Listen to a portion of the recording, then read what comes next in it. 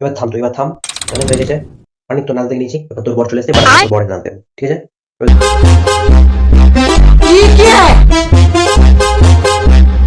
আমার কাছে একটা কোশ্চেন, अच्छा তুই এত বড় পেট করলি সবই ঠিক আছে, কিন্তু তোর সাথে তোর বরে কিভাবে কি করে আনলি ভাই?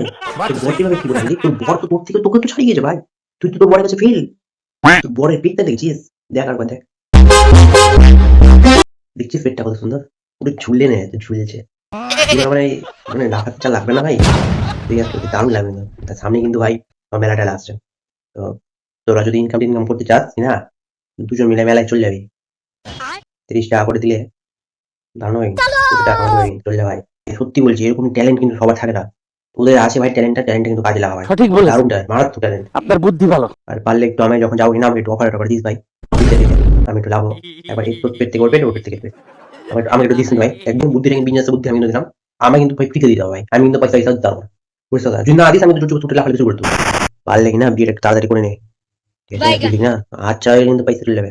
আর বিয়েতে কিন্তু ভাই আমি নিমন্ত্রণ করবি ভাই, আগে বলতে বিয়েতে কিন্তু আমি নিমন্ত্রণ করবি না ভাই, আমি কিন্তু দিতে চলে যাবো, ঠিক আছে? আমি কিন্তু